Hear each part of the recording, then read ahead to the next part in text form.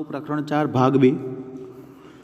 आगळ आपणे एवुं शीख्या हता के परमाणु अविभाज्य नथी तेनी खबर पड़ी। આપણે આગળ શીખી ગયા કે પરમાણુ અવિભાજ્ય નથી। પછી આ ચેપ્ટરની અંદર પાછું આપણે જોયું કે પરમાણુ અવિભાજ્ય છે। એવી ખબર ક્યારે પડી? તો કે અમુક ઇલેક્ટ્રોનના વહનના લીધે, એટલે કે વીજભારની દ્રષ્ટિએ। હવે એ જે પરમાણુ વિભાજ્ય છે તો એ કેવી રીતે છે, કેવી રીતે ગોઠવાયેલું છે, તેની અંદર બધું એને સમજણવા માટે આપણે અહીંયા ટોપિક જોઈએ, પરમાણુનું બંધારણ। પ્રકરણ 3માં ડાલ્ટનના પરમાણુ સિદ્ધાંત વિશે અભ્યાસ કર્યો, જેના મત મુજબ પરમાણુ અવિભાજ્ય છે। આવું કોણે કીધું હતું? ડાલ્ટને શું કીધું હતું? કે પરમાણુ અવિભાજ્ય છે અને અવિનાશી છે, એટલે કે તેનો નાશ પણ કરી શકાતો નથી।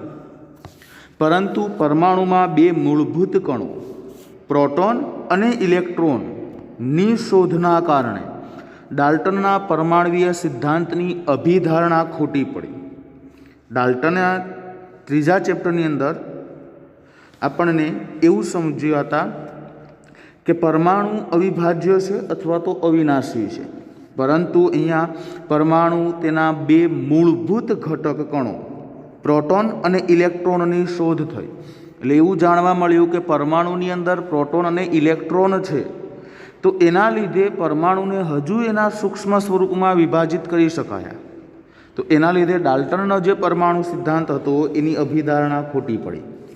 હવે એ જાણવાનું જરૂર હતી કે પરમાણુની અંદર આ પ્રોટોન અને ઇલેક્ટ્રોન કેવી રીતે ગોઠવાયેલા હોય, કારણ કે ખાલી એટલી જ ખબર પડી કે પ્રોટોન અને ઇલેક્ટ્રોન અંદર છે, પણ કેવી રીતે છે, ક્યાં છે, કઈ જગ્યા પર છે, એ જાણવાનું બાકી હતું। આ સમજવા માટે ઘણા બધા વૈજ્ઞાનિકોએ ઘણા બધા પરમાણુય નમૂનાઓ રજૂ કર્યા।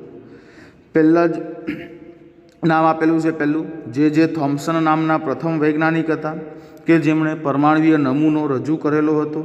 થોમ્સને જે પરમાણુય નમૂનો રજૂ કરેલો હતો એ હતો ક્રિસમસના કેકને, મતલબ કે કેક જેવો।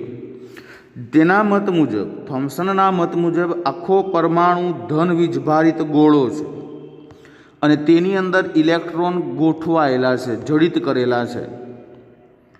જેવી રીતે આપણે આખા કેકની ઉપર દ્રાક્ષ અથવા તો અન્ય કોઈ ડ્રાય ફ્રૂટ્સ અથવા તો ચોકલેટ ચિપ્સ એવું ગોઠવીએ, એવી રીતે ઇલેક્ટ્રોન તેમાં ગોઠવાયેલા છે। તરબૂચનું પણ ઉદાહરણ લઈ શકાય કે તરબૂચનો જે લાલ ભાગ છે એ શું છે? ધન વીજભાર, અને એના જે કાળા બીજ છે એ શું છે? ઋણ વીજભાર। આવું એને લાઇટ થઈ ક્યાંથી?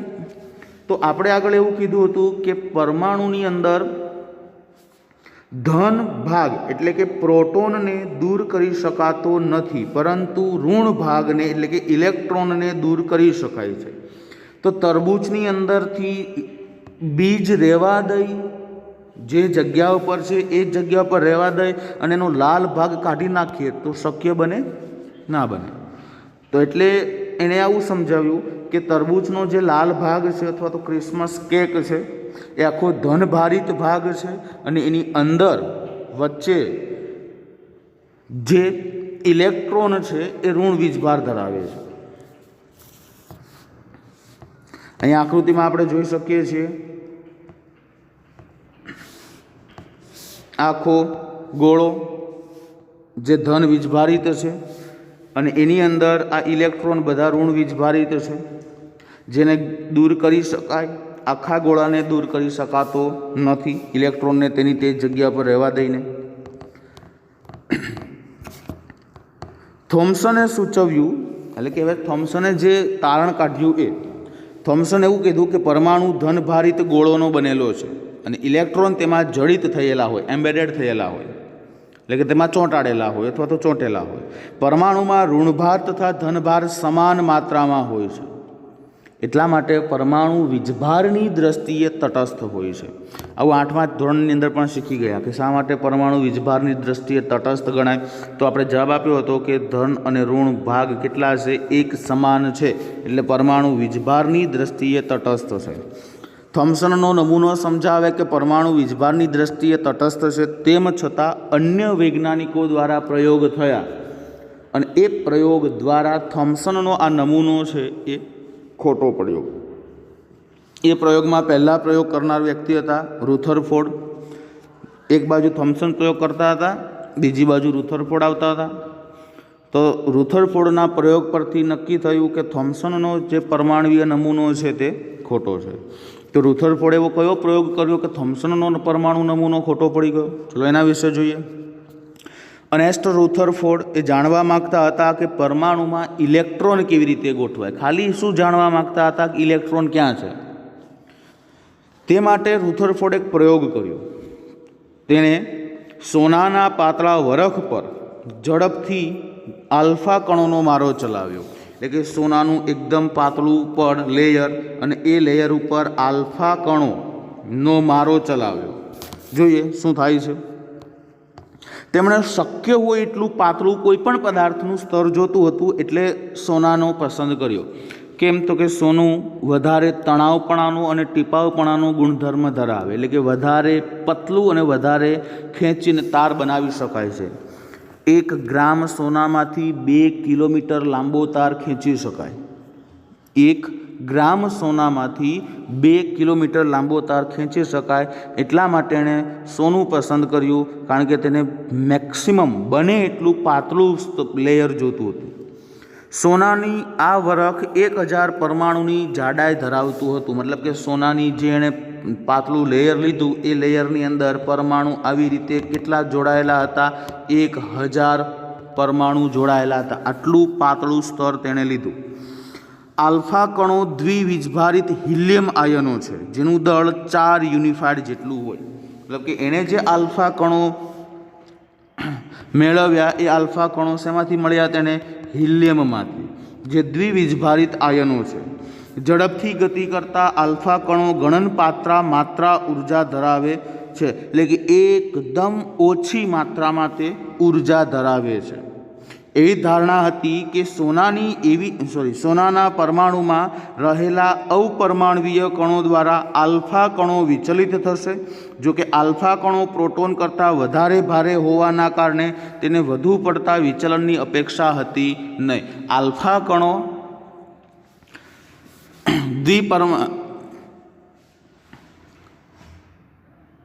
દ્વિવીજભારીય હિલિયમ આયનો હતા। એટલે એને એવું થયું કે આલ્ફા કણો જે હું અહીંયા અંદર આપીશ એ પ્રોટોન કરતાં કેવા હતા? વધારે ભારે હતા। એટલે પ્રોટોન ઉપરથી તે પસાર થઈ જશે એવી એને આશા હતી। પરંતુ પ્રયોગ થયો એટલે ઘણી બધી આશાઓ નિરાશાઓમાં ફરી ગઈ। અહીંયા આપણને એક આકૃતિ આપેલી છે। એ આકૃતિની અંદર જોઈએ આપણે, અહીંયા જે વચ્ચે ગોળ રાઉન્ડો દેખાય છે એ બધા છે સોનાના અણુઓ, પરમાણુઓ સોરી। એની વચ્ચે તમને જો ટપકા દેખાય છે એ છે પ્રોટોન। એ અત્યારે આપણને પ્રોટોન છે એમ ખબર છે, ત્યારે નથી ખબર। હવે એણે શું કર્યું? તો આ સોનાના વરખ ઉપર આલ્ફા કણોને મારો ચલાવ્યો। આલ્ફા કણોનો મારો ચલાવ્યો એટલે મોટા ભાગના બધા કણો છે ને એ આર પાર નીકળી જતા હતા। અમુક જ કણો, ભાગ્યે કોઈક કણો અથડાય અને પાછા ફરતા હતા। જો અહીંયા આપેલું છે, ભાગ્યે કોઈક કણો અથડાય અને પાછા ફરતા હતા। મોટા ભાગના પસાર થઈ ગયા। એને શું ધારણા હતી કે મોટા ભાગના પસાર થઈ જશે, બધા જ કણો પાછા ફરશે અથડાય। પણ એની ધારણા ખોટી પડી। જોઈએ આગળ। પરંતુ આલ્ફા કણ પ્રકીર્ણનનો પ્રયોગ પૂર્ણ થયો પછી અણધાર્યા પરિણામ મળ્યા। અણધાર્યા એટલે જેને વિચાર ન કરી શકાય એવા। પહેલું અવલોકન, ઝડપથી ગતિ કરતા મોટા ભાગના આલ્ફા કણો સોનાના વરખમાંથી સીધા પસાર થઈ જતા હતા। કેટલાક આલ્ફા કણો સોનાના વરખ દ્વારા ઓછા અંશના ખૂણે વિચલન પામે છે। ઓછા એટલે થોડાક। આશ્ચર્યજનક રીતે 12,000 આલ્ફા કણોમાંથી માત્ર ને માત્ર એક કણ અથડાઈને પાછો ફરતો હતો। એટલે કે અહીંયા એક પરમાણુમાંથી 12,000 આલ્ફા કણોને પસાર કર્યા તો એમાંથી ખાલી કેટલા પાછા ફરતા હતા? એક જ કણ પાછો ફરતો હતો। રુથરફોર્ડના શબ્દોમાં કહીએ તો આ પરિણામ એટલું બધું ચોંકાવનાર છે કે 15 ઇંચનો તોપનો ગોળો લેવાનો, એટલે કે મોટો તોપનો ગોળો લેવાનો, અને એ મોટા તોપના ગોળાને એકદમ પાતળા કાગળ ઉપર અથડાવવાનો. કાગળ ઉપર ગોળો અથડાયા પછી કાગળ પરથી એ પાછો ફરી, કાગળને ફાટતો નથી, પાછો ફરીને આપણને વાગે એવું એને લાગે જ ને, સ્વાભાવિક છે. કારણ કે આપણે તે સમયની વાત કરીએ તો એ સમયમાં લોકો, એટલે રુથરફોર્ડે એવું વિચાર્યું હતું કે મોટા ભાગના પાછા આવી જશે, પણ ઊંધું થઈ ગયું. મોટા ભાગના આરપાર જતા રહ્યા, એક જ 12,000માંથી એક જ આલ્ફા કણ પાછો આવ્યો, અને એમાં જો થોડાક ઓછા અંશના ખૂણે પણ વિચલન પામે, એક્ઝેક્ટ એ જ માર્ગમાં પાછા નહોતા આવ્યા, થોડાક આ દિશામાં થોડાક વધારે વિચલન પામ્યા, થોડાક એનાથી ઓછા વિચલન પામ્યા. આ પ્રયોગને વધારે સારી રીતે સમજવા માટે આપણને 2 પ્રવૃત્તિ આપેલી છે. આમ તો એક જ છે પણ એની અંદર 2 છે. હવે આપણે આંખ બંધ કરી અને દિવાલ, ધ્યાન રાખવાનું દિવાલની આજુબાજુ કોઈ ન હોય, નાના નાના કાંકરાઓ મારો તો શું થશે, દિવાલ પર અથડાશે કાંકરા, એટલે આપણને એનો અવાજ આવશે. હવે એ જ પ્રવૃત્તિ કોઈ જાળીમાં અથવા તો કાંટાની તાર, જે તાર હોય એમાં કરો, અને એમાં તમે પથ્થરો ફેંકો તો હવે તમને કોઈ અવાજ આવશે નહીં આવે. કેમ? તો કે મોટાભાગના પથ્થરાઓ, કાંકરાઓ શું થઈ જશે, તારની આરપાર જતા રહેશે, તારની જે વચ્ચે જગ્યા હોય તેમાં આરપાર જતા રહેશે. એટલે એના દ્વારા એને તારણ આપ્યું, પેલું, સોનાના વરખમાંથી મોટા ભાગના કણો વિચલન પામ્યા સિવાય સીધા જ પસાર થઈ જતા હોવાથી પરમાણુનો મોટા ભાગનો વિસ્તાર ખાલી હોવો જોઈએ. પહેલું સ્ટેટમેન્ટ એનું કે ભાઈ સોનાના પરમાણુમાંથી મોટા ભાગના કણો પસાર થઈ ગયા, મતલબ કે વચ્ચેનો મોટો ભાગ ખાલી છે. ખૂબ જ ઓછી માત્રામાં કણો પોતાના માર્ગમાંથી વિચલન થાય, કે પરમાણુમાં ધન વીજભારિત ભાગ ખૂબ જ ઓછી જગ્યા રોકે.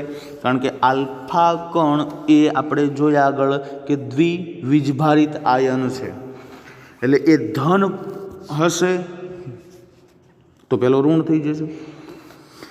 ખૂબ જ મોટી માત્રામાં નહીં, પરંતુ ખૂબ જ ઓછી માત્રામાં આલ્ફા કણો વિચલન થયા, અને એ દર્શાવે કે પરમાણુની અંદર વીજભાર છે, જે ધન વીજભાર છે, એ ધન વીજભાર ખૂબ જ ઓછી જગ્યામાં છે.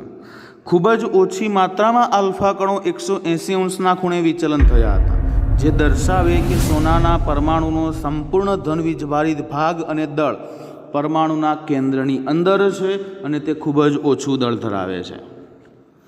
માહિતીના આધારે તેણે તે પણ ગણતરી કરી કે પરમાણુની ત્રિજ્યા કરતાં તે કેન્દ્રની ત્રિજ્યા 10⁵ ગણી ઓછી હોય છે. આખા પરમાણુની જે ત્રિજ્યા હોય એના કરતાં પરમાણુના કેન્દ્રની જે ત્રિજ્યા છે એ કેટલા ગણી ઓછી છે, 10⁵ ગણી ઓછી છે. અને રુથરફોર્ડે તેના પ્રયોગના આધારે પરમાણુનો કેન્દ્રીય નમૂનો રજૂ કર્યો, જેની લાક્ષણિકતાઓ છે. પહેલું, પરમાણુમાં રહેલો ધન વિદ્યુતભારિત કેન્દ્રને પરમાણુનું કેન્દ્ર કહે છે. એટલે કે પરમાણુની અંદર જે વચ્ચેના ભાગમાં ધન વિદ્યુતભારિત ભાગ છે એને શું કહેવામાં આવે, પરમાણુનું કેન્દ્ર. પરમાણુનું મોટા ભાગનું બધું જ દળ તેના કેન્દ્રમાં સમાયેલું છે, એટલે કે આખું જે દળ છે પરમાણુનું, એ દળ કોના લીધે છે, તો કે પરમાણુના કેન્દ્રના લીધે. અને ઇલેક્ટ્રોન કેન્દ્રની આસપાસ નિશ્ચિત કક્ષાઓમાં ભ્રમણ કરે છે. જો અહીંયા આપેલું છે કેન્દ્રની આસપાસ નિશ્ચિત કક્ષાઓમાં ભ્રમણ કરે છે. ત્રીજું, પરમાણુના કદની સાપેક્ષે તેના કેન્દ્રનું કદ ઘણું નાનું છે. આખા પરમાણુ કરતાં કેન્દ્ર ખૂબ જ નાનું છે. કેમ? તો કે ખબર પડી ગઈ કે ભાઈ 12,000માંથી એક જ પાછું આવે છે, મતલબ કે બહુ નાનું હોવું જોઈએ.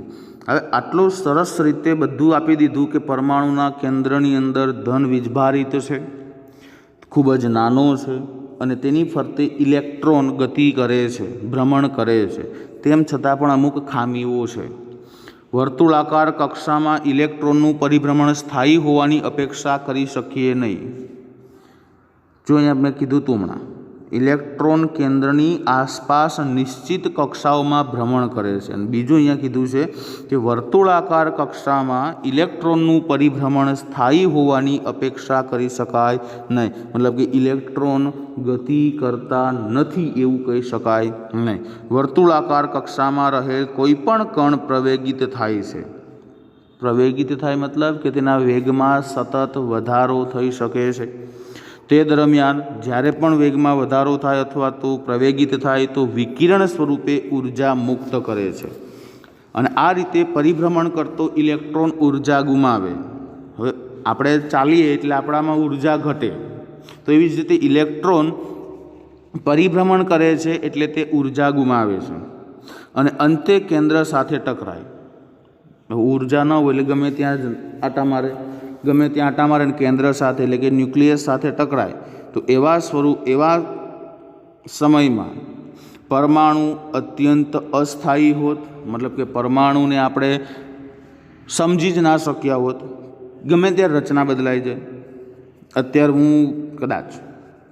અત્યારે આપણે એના પર પ્રયોગ કરીએ તો અત્યારે ઇલેક્ટ્રોન જોવા મળે છે. 2 કલાક પછી ઇલેક્ટ્રોન ફરીને થાકી ગયા છે એટલે હવે પરમાણુના કેન્દ્ર સાથે અથડાઈ ગયા. ફરીથી પ્રયોગ કર્યો તો હવે અત્યારે તે ઇલેક્ટ્રોન નહીં દેખાય. અને દ્રવ્ય એવા સ્વરૂપમાં અસ્તિત્વ ન ધરાવતું હોત કે જેને આપણે જોઈએ છીએ. કેમ તો કે દ્રવ્ય પરમાણુના કેન્દ્રનો ટકરાઈ જાય એટલે શું થાય? વિભાજન થાય, તૂટી જાય, એવું થઈ જાય. પરમાણુઓ સર્વથા સ્થાયી જ હોય છે. પરમાણુ બધી જગ્યાએ સમાન અવસ્થામાં હોય છે. હવે આપણે જોઈએ બોહરનો પરમાણુનો નમૂનો. કારણ કે રુથરફોર્ડે જે પરમાણુએ નમૂનો આપ્યો એની 2-3 ખામીઓ હતી. એ ખામીઓ બોહરભાઈએ સોલ્વ કરી દીધી. રુથરફોર્ડ દ્વારા રજૂ કરેલા પરમાણુના નમૂનાના વિરોધમાં અનેક સમસ્યાઓ ઉઠવા પામી. એણે ભાઈ બહુ મોટું સ્ટેટમેન્ટ આપી દીધું હતું કે પરમાણુના કેન્દ્રમાં ધન વીજભાર છે, જે પરમાણુનું મોટાભાગનું દળ ધરાવે છે તે પરમાણુની ત્રિજ્યા કરતાં 10⁵ ગણી નાની હોય છે.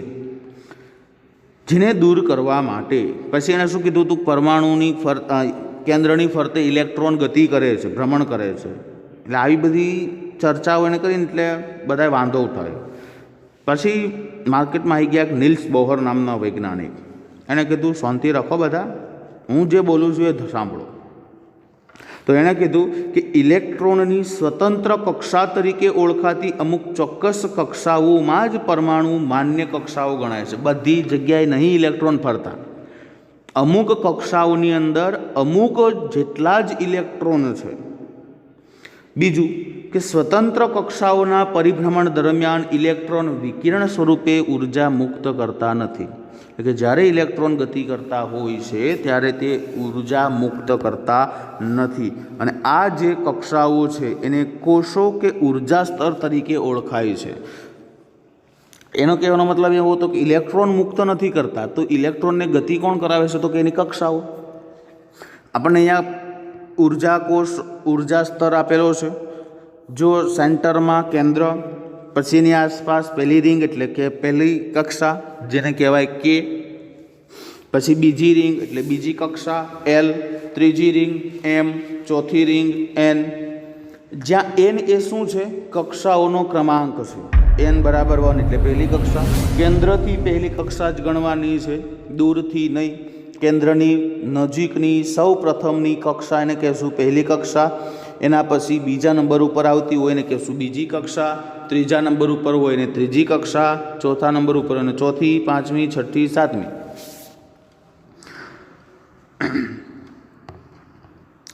ક્લિયર? ઓકે.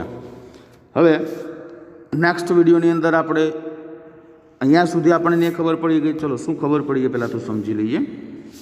બધું પહેલેથી છેલ્લે સુધીનું આપણે જેનું કામ છે એ વસ્તુ.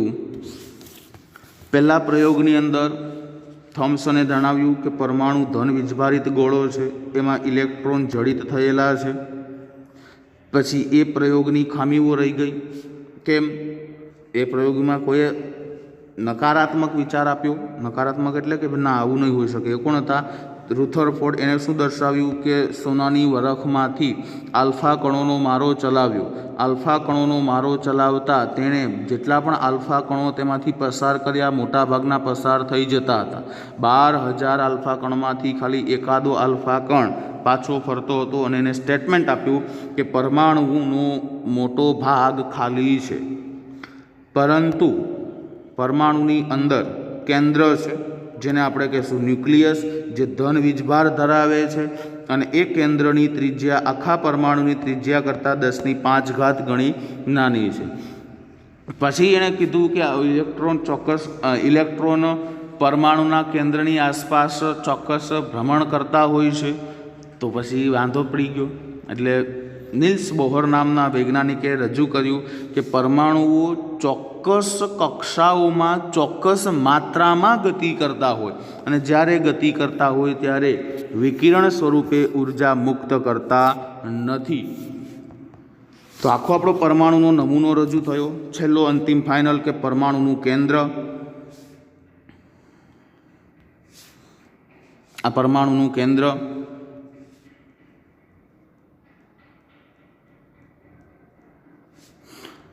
પરમાણુના કેન્દ્રની પછી પહેલી લાઈન એટલે કે પહેલી કક્ષા,